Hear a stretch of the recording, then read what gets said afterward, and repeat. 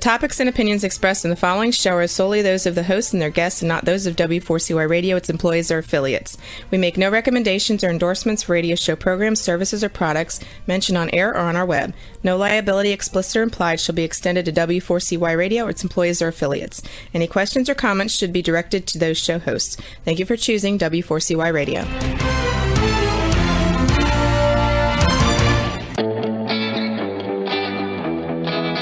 Are you ready to take a journey? Let's connect with the healers of the world. It's that time. It's time for the Language of Healing on W4CY Radio and Talk4 TV. Now here's your host, Emotional Wisdom Training Specialist Nicole Fortin.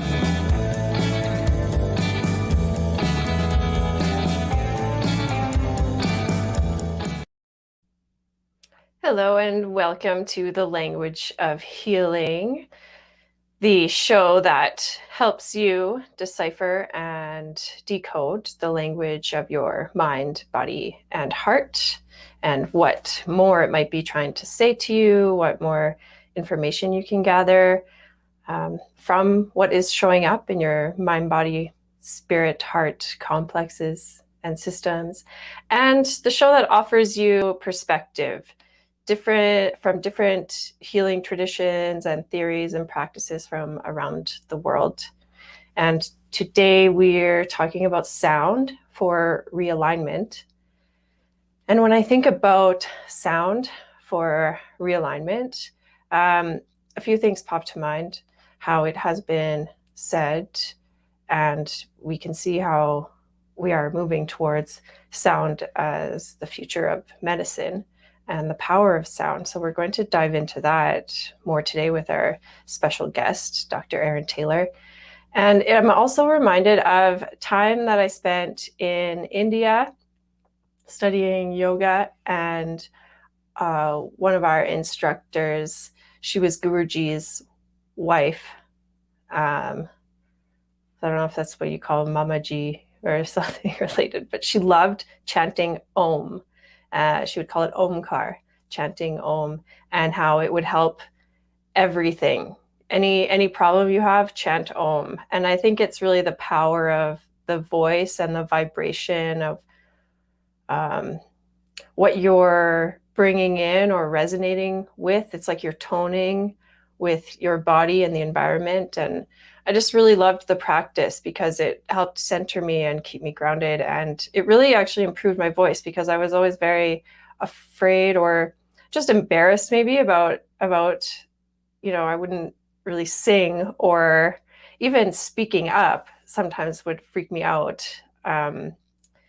Just not having that confidence or that shakiness in the voice. So chanting Om and chants really helped support me in finding my voice, I guess we'll say, or getting more comfortable with that. And that is just one aspect of sound. We all know how much music can move us too. So the sounds of music and what that leads to inspire us, or maybe can help us move the body and therefore moving and creating change, moving with the change.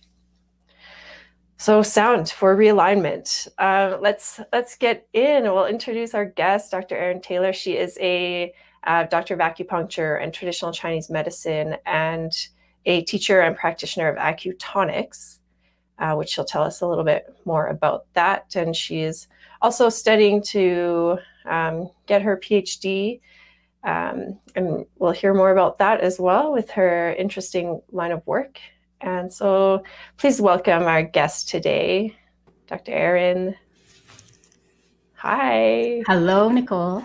Hello. Welcome. Thanks. Thank you. Thanks for having me. Mm-hmm. I'm just noticing, okay, in the background you have a gong. Is that right? This is a gong. Yeah. I have 3 of these. They're big, so I can only put them up in certain places. But right now I have a collection of 3 and use them for my own healing practice, but also when I'm teaching. And then one day when I have my own space I'm renting a space for a clinic, but one day when I have my own space, I'll bring it into the treatment room as well. So, right. Yeah. So share a little bit about, maybe I'm curious to know how and what got you interested in these beautiful gongs and sound, and maybe tell us about what acutonics is. You bet. So you kind of opened up beautifully by saying the word Om. Yes, what got me into sound is, first of all, it was working in Chinese medicine. I think it was always this deep question I would ask myself and ask teachers. What's beyond? So I'd ask, okay, what's beyond the heart? What's making the heart pump? And they'd say, oh, the brain. And I'm like, well, what's making the brain to tell the heart to pump? And then I would always get shut down. That was in university. And then I went into Chinese medicine to try and understand, okay, there's something more to just the brain telling the heart. There's something beyond all of this that's informing the whole system. And that took me to Chinese medicine. And I was starting to get lots of answers there. There was this study of this life force energy just being an information system, meridian systems being an information system, working with the meridian system and working with needles and getting very sensitive with chi. I was starting to have the direct experience that, wait a second, everything's vibrating. Like a needle is a vibration, is a frequency, which means it's a sound. And so touching a point, I would feel the frequency. It's like, okay, like these points are talking, that's information, and it's coming to me in the form of vibration and sound or vibration. And then my thoughts were, well, this vibration is a sound. And it was right around that time that I had a teacher, Ron Laplace, and I was signing up for a sacred geometry class. And it was in that class that he introduced me to acutonics. And he said to me, why don't you have a look at this? It's using sound on acupuncture points, and it got me hooked. And I think that was about 2006. Acutonics was developed by two ladies down in New Mexico, well, living in New Mexico now, Ellen Franklin and Donna Carey. Their history, Donna Carey was Chinese medicine doctor. She was a dean at the Northwestern School in Seattle of acupuncture. She had a health crisis, a near-death experience. In that experience, she experienced you could say the music of the spheres. She understood that sounds, that everything was interconnected, and that everything was frequency, and that there's these beautiful sounds. And she knew that they had to come back, and she could see that they were the heavenly bodies, the planets, the sound of the earth. Came back and knew that healing had to change. Doing acupuncture had to change, and it had to involve applying sound to the acupuncture points. It follows the old in Chinese medicine schools. What's missing a lot of the time is the soul. The soul's been taken out of Chinese medicine, and it became a very westernized modality where here's your symptom, here's your points, here are your herbs, and there's nothing wrong with that. But if we look at the roots and the history of Chinese medicine, it's very Taoist, and there was this the Taoists understood that there was this deep connection and no separation between human, earth, and cosmos, and that health and harmony was when we were in harmony with our inner harmony, but also harmony with nature, harmony with the heavens, so the planetary bodies, and that we were inseparable. So acutonics, what Donna did is she took the elliptical rotations of Kepler's elliptical rotations of the planets around the movement. It was actually Hans Cousteau. It was who partnered with Donna. Did a bunch of math, let's just say, and took the rotations, made it into a frequency audible, and understood. The understanding was that if the reason we're having a symptom is because we're out of alignment, we're out of harmony. There's disharmony, which is sound, harmony, sound. There's disharmony between maybe a planetary body or something in nature. And these sounds are just reminders for the body. It's retuning the body and the mind and the spirit back to that reconnection. So that's really short and very snippet of what acutonics is, but it's just essentially applying these sounds to the acupuncture points and creating realignment and reharmony. Yeah, I like that. I believe that part is missing from Chinese medicine because we're taught, I view the system, and this is why I studied emotional wisdom training, because there's that component. We talk a lot about this connection with the organs and emotions, and there's not that where does it wrap around? Like, where's the treatment or that, what addresses that? Because we have the Chinese medicine, the herbs that are treating the internal medicine, right? It's like the metabolic structures within or processes. And then we have acupuncture or tuina, massage, cupping, all the physical modalities that help align our structure, our physical body. Yeah. But then there's also that emotional piece. And so, I can really relate to that. And I remember reading, because the classics of Chinese medicine are incredible, and couldn't tell you which one right now, but let's just say it's the Huangdi Neijing, the main the yellow markers, right? Yeah, classic. And it talks about having 365 points in the body. Yes. This is very traditional, because nowadays we talk about having over 400 points, but 365 main points relating to our body that connects us with the year, the cycle of the year. It connects us with the cosmos. And I love that aspect of Chinese medicine. Yeah. And I know we have similar sentiment around this, and what it really like drives both of our missions in life. Exactly. I think to bring that back to connection, because we need all three aspects, the earth, human, and heavens, or conscious, subconscious, unconscious, like that trinity. Absolutely.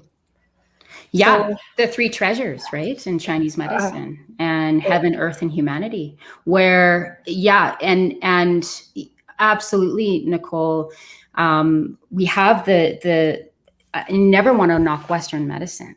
There's an absolute place for it, because we need that medicine. We need it bridged with some of these other philosophies, or these other templates of medicine, more energetic medicine. Recognizing that we're a physical body, we have, in the Ayurvedic system, they called it the 5 Shis. Modern day, we're calling it a morphogenic field, an energy field. But we have these different layers of energies, these different frequencies, the physical being the densest. And then we have that etheric field. That's where that's the field that the needles tune into. Then we have a mental emotional field. Then we have a spiritual field. The beautiful thing of sound is sound reverberates through all the fields. And because sound is where we came from.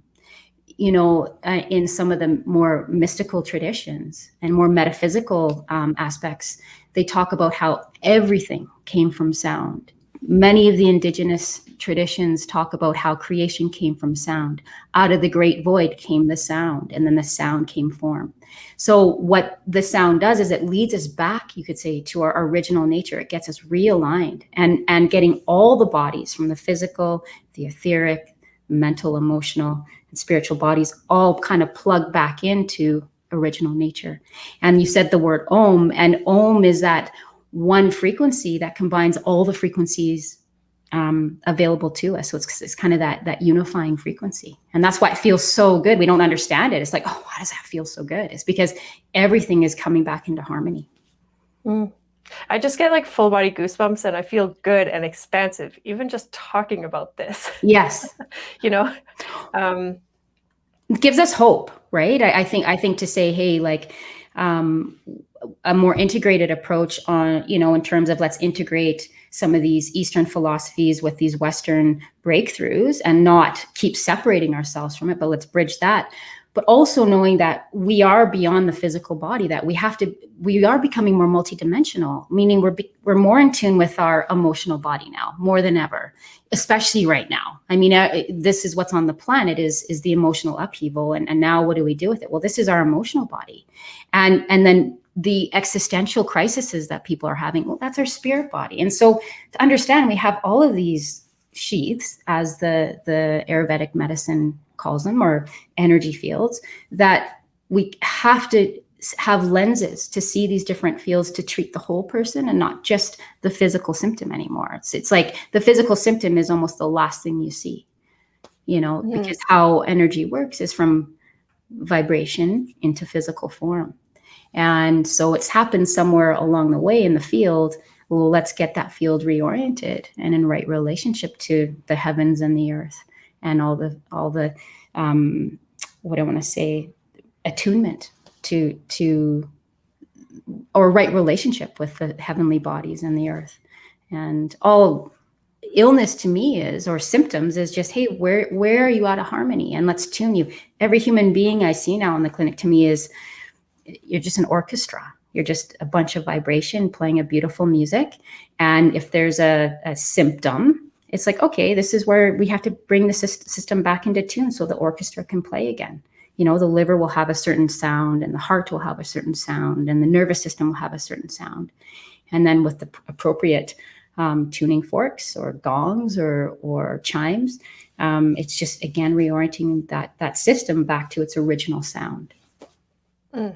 Because I think even if that's lost knowledge in the written text or oral text, the body still knows that connection. Totally.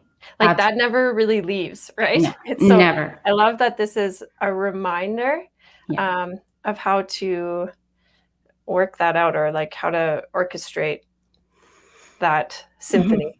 I love the analogy of that. And you know how we all each, have our own unique attunement or tone or song. And it's just a beautiful gift when we're in there. I know I definitely feel more cohesive and balanced and purposeful and just free. Yes. When I am more in alignment. Yes. Yeah. And it's such an honor. I feel like when I'm in the treatment room, and basically just playing these sounds, I feel like I'm feeding back the sound of their soul to themselves, right? So that they can see the beauty and feel the beauty and the harmony that they are. And in that, there's something really magical with sound. The beautiful thing is again, this is an ancient form of healing that's being revived. It's been used, it's one of the most ancient forms, actually. And then we lost it and it's coming back. With a new flavor. Don't you love that we take it and it's like, look what we Totally. Invented. Exactly. Look what we discovered. Exactly. And it's actually just a revival of yes. Yeah, absolutely. Right. Yeah. Yeah, because we tend to, we just complicate things a little bit. It's like, oh, that one note isn't enough. Oh, these 3 notes, it's not complex. It's not like, it gets boring almost. That's right. Yeah. When we reach this level of mastery or, I don't know, it's like being in high school, you've kind of gone through everything, or in university, like your later years, it's like, oh, I've learned all the basics and now I'm just kind of bored. Totally. And so you add more, but then it's like really in the simplicity that is the most potent. And it's what philosophers and those ancient legends have always talked about. So absolutely. And so I just wanted to make one note, because around the mathematical and the sounds, because NASA has transcribed the sounds of each planet, right?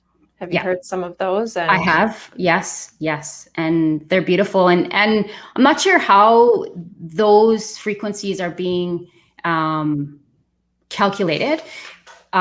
Because each heavenly body, each planet, it either has a rotation on its own axis, or it's also rotating around, spiraling through around the sun. And with the Acutonics frequencies, they're based on the elliptical rotation around the sun. Now, with the Earth, Acutonics also did the elliptical rotation around its own axis, and then the rotation around the zodiac sign. The 25,000 year long cycle. So, and that has other implications in terms of the physiology, the emotional body, and then the spirit body. But you're right. Like in terms of the simplicity, I absolutely agree. Like you should see the merchandise I have to carry back and forth. It's the amount of frequencies. It's huge. Yeah. And people say, do you actually need all this? The answer is absolutely not. Donna said it so clearly. One day I was sitting, this is when I was being trained just as a student before even the teacher training. And she said something profound. And she said, sound and these forks stand in the places where we forgot spirit. And they're bridges. And eventually we're not going to need all these sounds, because we're going to have the remembrance happening within us. And healing to me is a remembrance of the places where we forgot who we actually were. And all these frequencies are saying, hey, you're also this. For example, look at Jupiter, for example. It's the largest planet. It's the most expansive. We use it to bring joy back into a person's life, to expand the joy. And because it's the biggest planet, it has a resonance with the biggest organ in the body, which is the liver. So it's really good for glucose metabolism. And then the biggest, because it's the most expansive and biggest planet, it has a resonance with the sciatic nerve. So it will expand the pain out of the sciatic nerve. And specifically right now, I'm using a lot of Jupiter in the session room because people are coming in hopeless. People are coming in tight and tense. They're processing a lot or not processing, and that liver's getting really jammed up. And so Jupiter right now, I could say like the harmony of the planet right now is quite, in terms of archetype, there's a lot of Pluto and there's a lot of Saturn on the planet. And we need to bring back some hope and joy, just a little bit of hope because, so I'm using a lot of Jupiter for that. So yes, I can work on the physical level with Jupiter, but also into that subtle area just to remind the person, hey, you, even in this darkness, you can still feel that a little bit of expansive and a little bit of joy. Then you add a little bit of the sun in there and that really, lights things up for a person. So. Well, I love that you started talking about this because I was just going to ask you, what are you noticing that's happening maybe on a more collective level that you are using in the treatment room, and maybe talk about, because we know sometimes we might hear about like the planets and their alignment in relation to astrology, and this one's retrograde. Oh no, like yeah, exactly. And which is fun, I love that connection that we can see the similarities and the macro to the microcosm. Yeah. So you mentioned Saturn and Pluto. What aspects are they representing? What archetypes? How do they match our body? What organs? Yeah. So with Saturn, it's this real heavy, like on the emotional level, it's like this real heavy, restrictive freedoms are being, real closing in, tightening up. I can also see where there's a lot of Uranus. I'm using a lot of Uranus for that freedom fighter to say, hey, let's think of a different way, that really quick thinking. Pluto, a lot of Pluto, collectively, again, that macrocosm, the shadows on board. That's Pluto. Microcosmically, absolutely, people are being actually squeezed. We're being squeezed right now to have a look at that shadow and not hate on it. I think we have a tendency to get fear, restrict, and constrict around anything that's uncomfortable and want to fight it. And it's about making space for it. And so that's why there's so much Jupiter. I'm using, Pluto and Jupiter, because there's the Pluto again is more this heavy, subconscious, unconscious, but it's also our power. And, collectively we're having issues with power. Microcosmically, we're having issues with our own power. What is my relationship to power? I think, I was going to say something that Carolyn May said, but I'm not going to get it right. So I'm just not going to say it. But this idea of our relationship to power, physiologically, it has to do with our intestines. It has to do with toxins. And we're seeing, again, everything is coming to the surface in our environment, in our own personal lives, and then collectively, it's a soup of heaviness. One of the new, and it's just synchronistic, call it synchronistic or coincidence. Acutonics just taught a new frequency this year. They haven't had new frequencies for a while, and it's a stellar body called Hygeia. And the first time I took the course was just a few months ago, just to get trained in it. The archetype of Hygeia, when I felt her, I felt nothing but grace and space, and I feel like the discoveries of these new Acutonics frequencies come at the exact right time in terms of what does the collective need. And it almost felt like a Mother Mary archetype, just so much love and so much grace and so much forgiveness and just space to do what has to happen. And I would say that is probably, when you say collectively, what's going on? Yeah, there's a density for sure. And there's lots of transformation. You know, I say, heck, we're at a huge crux point. Transformation. I'm all about transformation. Transformation means some destruction along the way. That's part of transformation. But when I heard and felt Hygeia, it was like, whoa. Well, now there's that grace. And to me, grace is this compassionate space to just say, hey, it is what it is right now. It's all okay right now.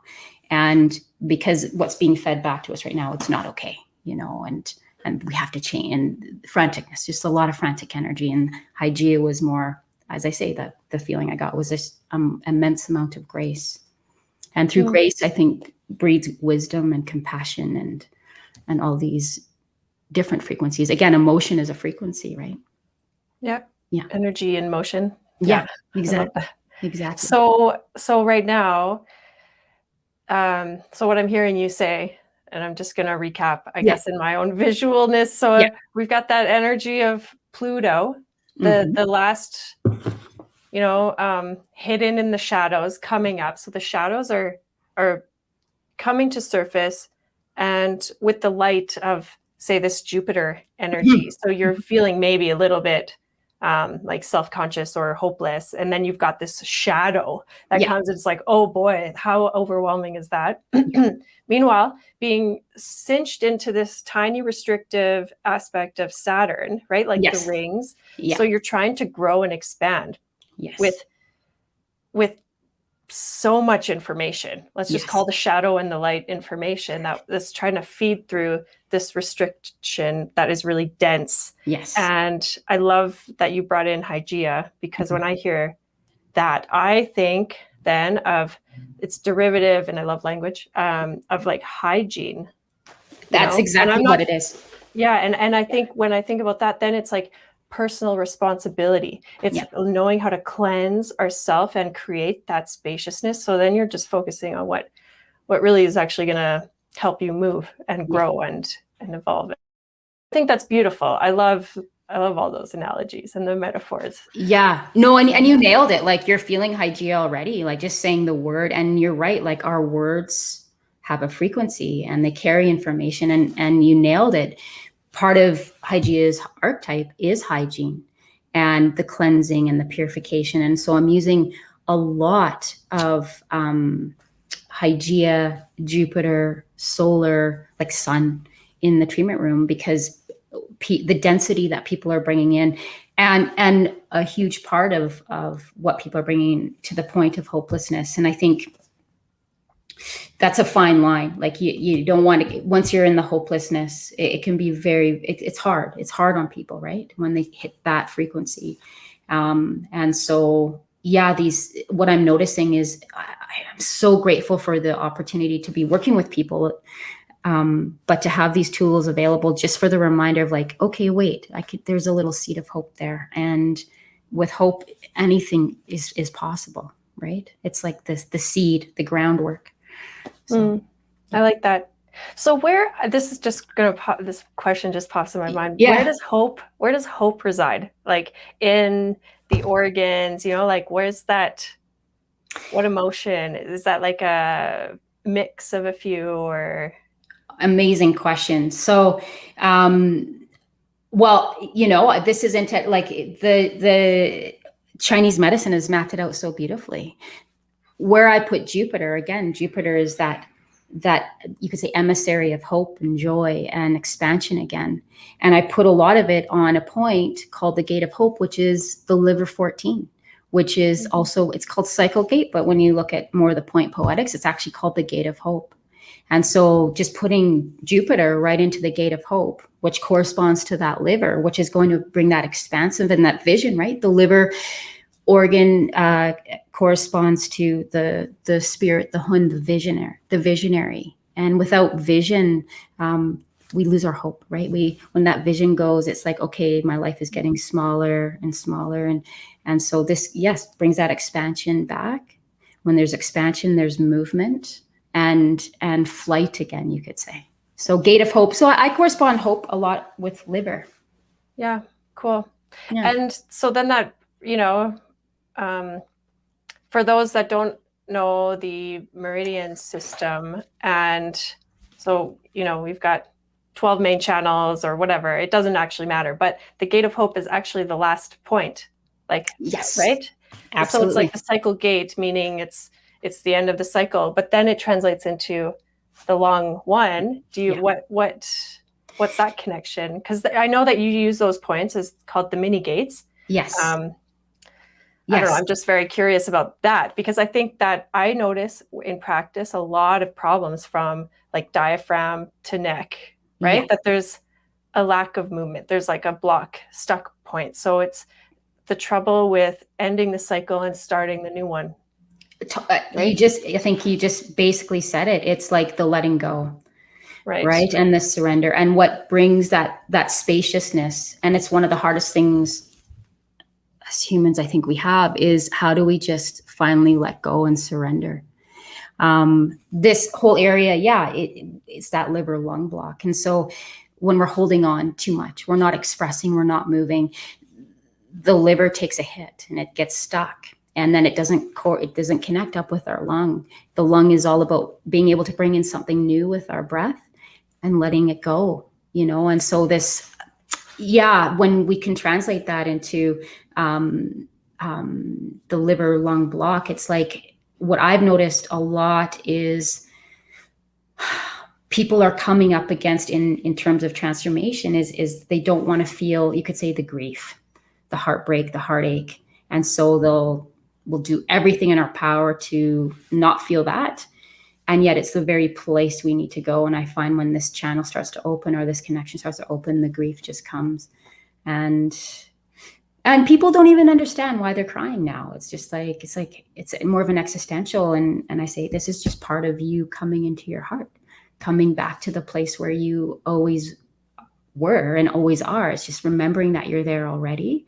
And with it comes great heartbreak, and allowing the heart to break, to me, is a heart opening. It's like, oh, your heart's opening. Let the tears come. It's going to grow the heart, right? It's like the rain on the earth, and it needs growth. So to block that grief is, it's taking away from the vibrancy and the experience of feeling everything, through the heart.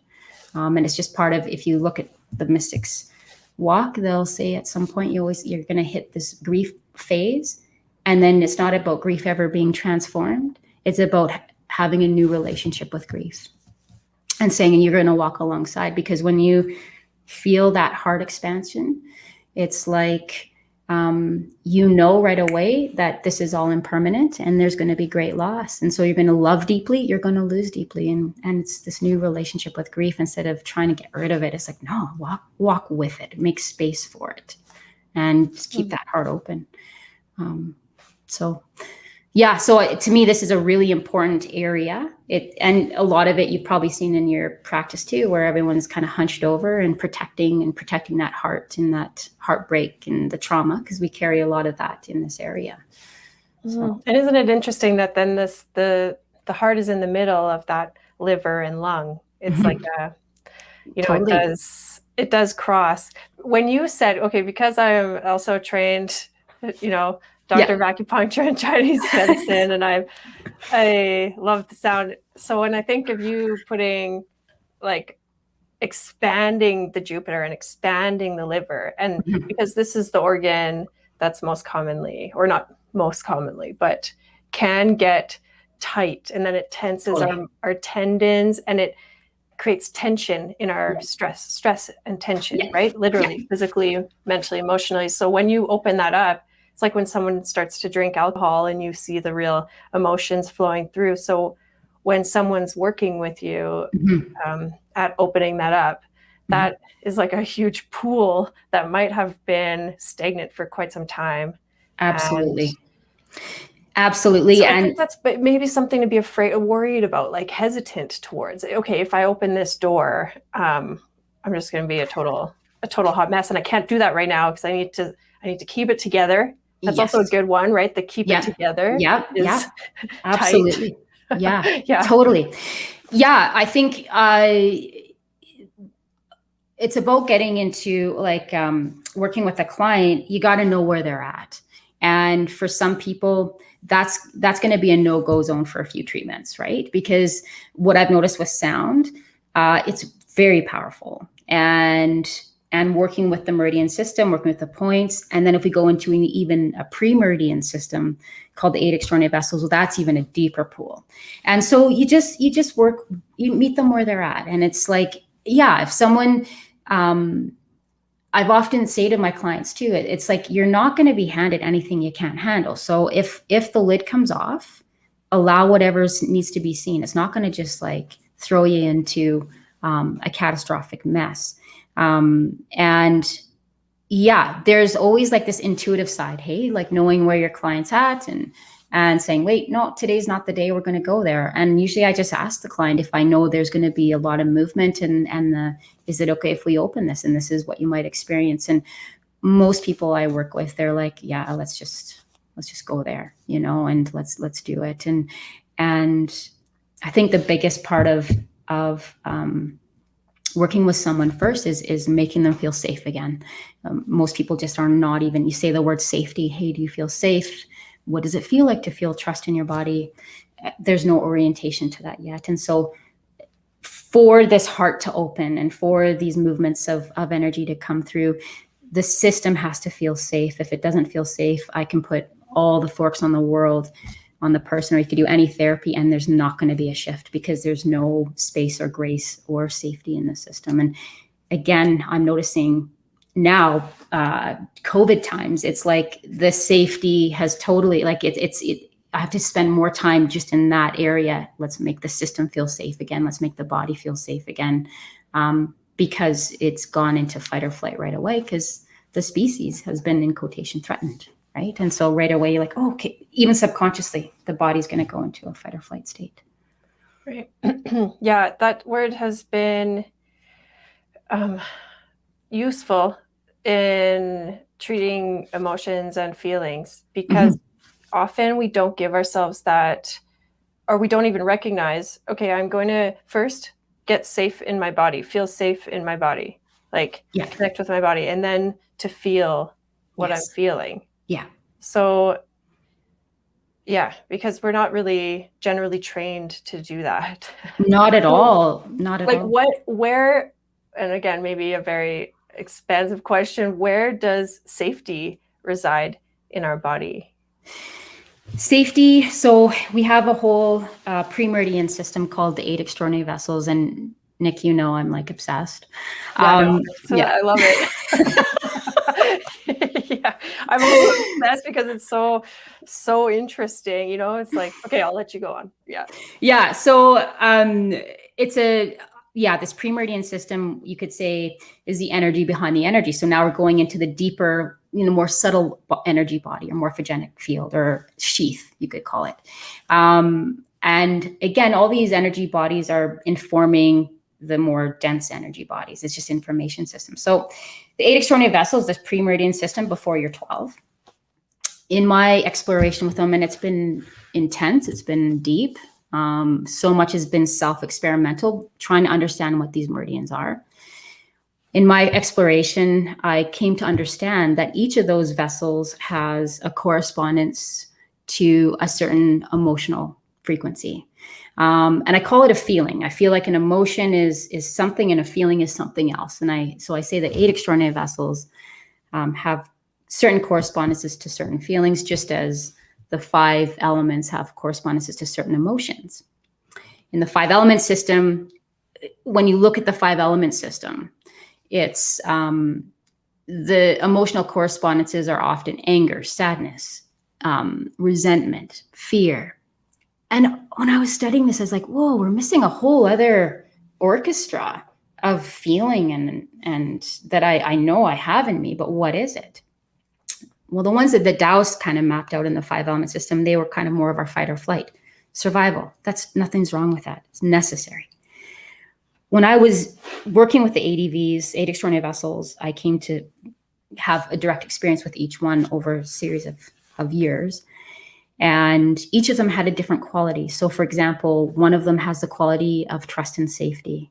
One of them has the quality of forgiveness, compassion, gratitude, faith, truth, reverence.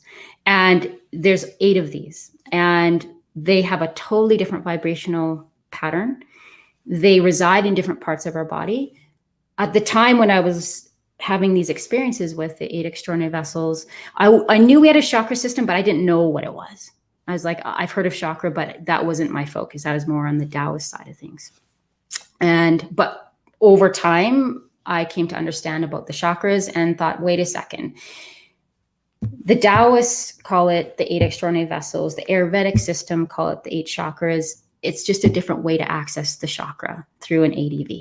So you say where trust and safety is, root chakra from Chinese medicine or Tibetan medicine, it's the yin wei mai.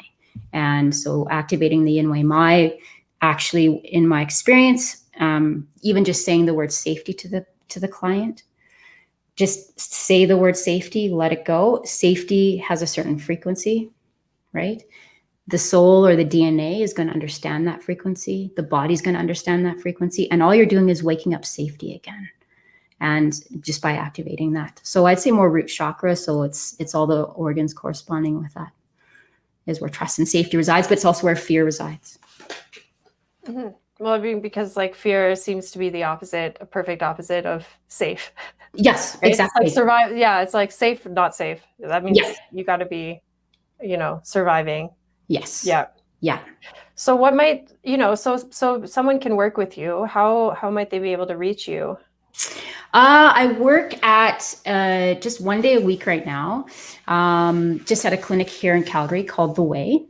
And The Way. Which I was actually, we had Dr. Rose Galikas on here and Dr. Stephanie Yip, who's also, I know. So great.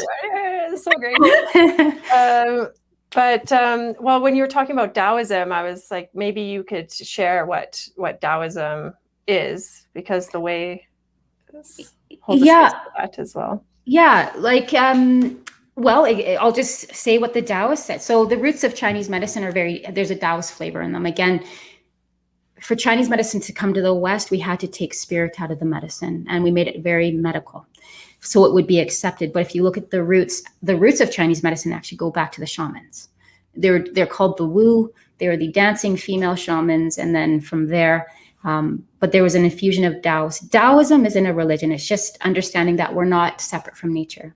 It's one of the universal laws that we're all one and we're not separate from nature. And quantum physics is actually showing that now in terms of entanglement and things like that.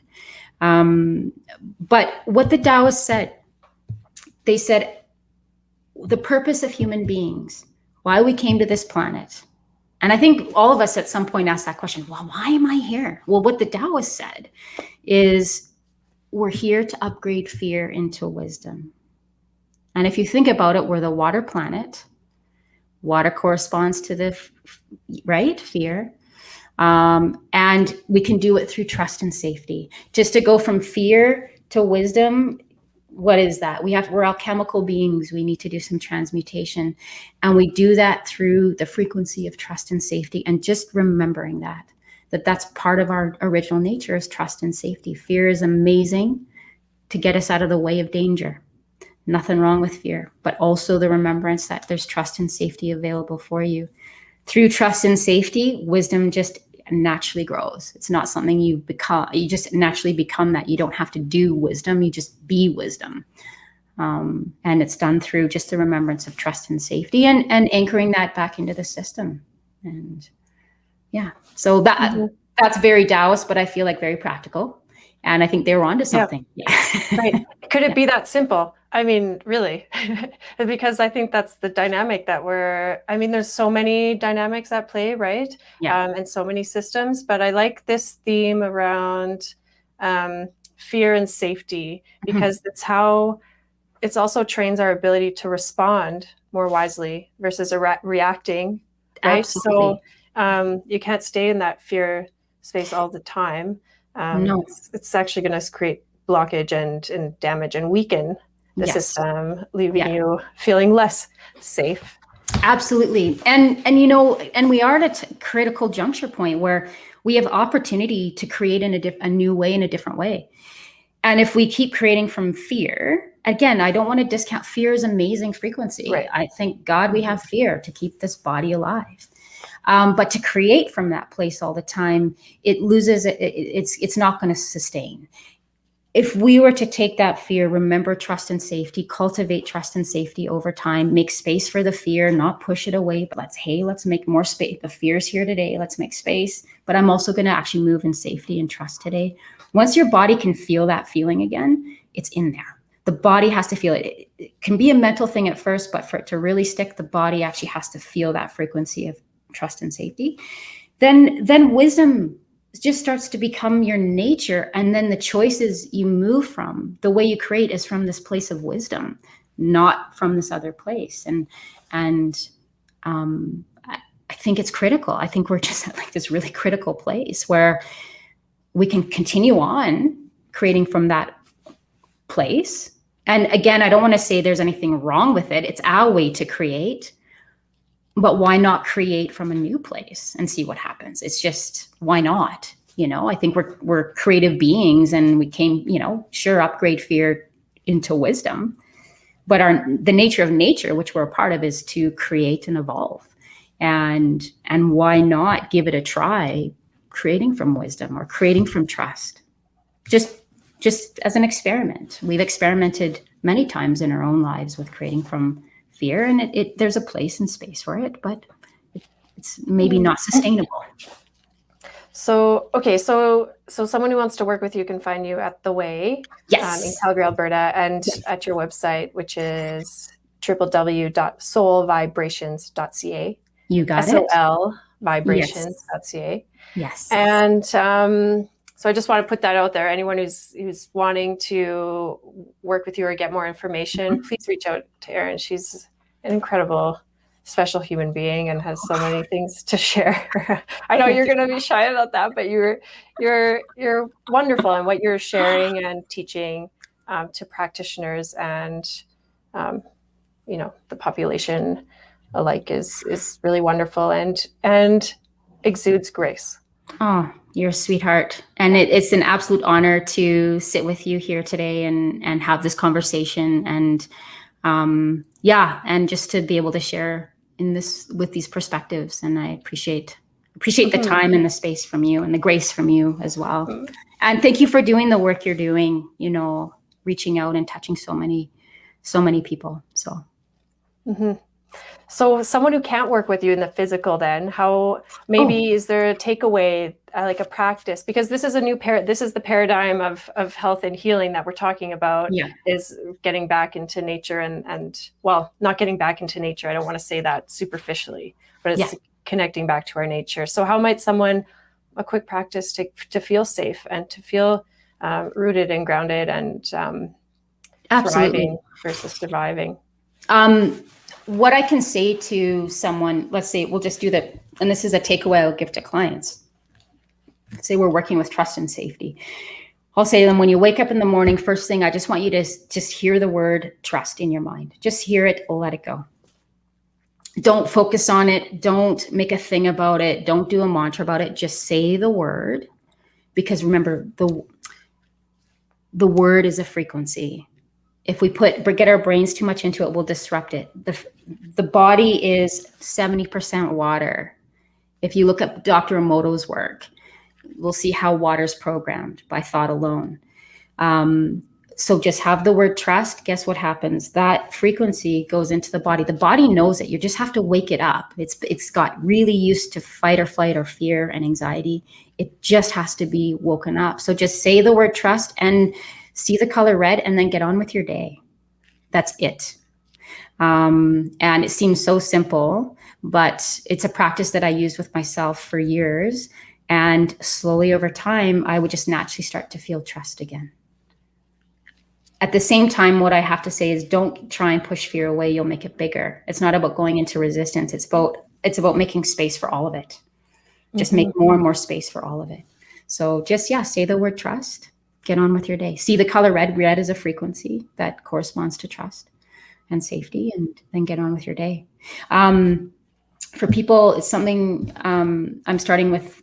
I have an international crew that I do sessions with. And so I do distance sessions as well, where, if you want to work with me, but you can't come see me face to face, I'll do a distance session. That just entails, I don't want to know anything about your problems.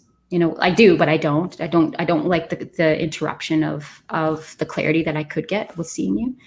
I go into a little meditation. I do a session, record a sound file for you. We have a face-to-face on a Zoom, a debrief. I write stuff out about what I see.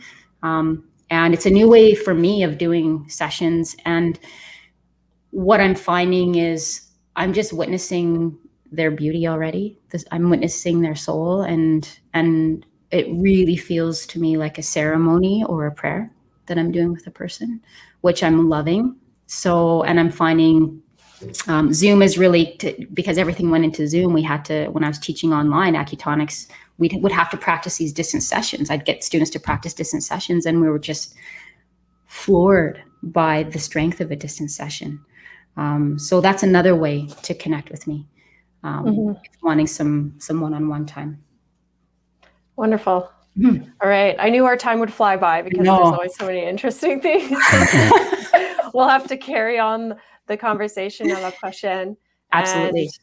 And, so thanks again. And thank you to our listeners and our viewers today for joining in. Hope you have a great weekend, and we'll leave you with this question. What will you take with you from this conversation that will support you for the rest of your life? Wow, what a show today, and the journey does not stop here.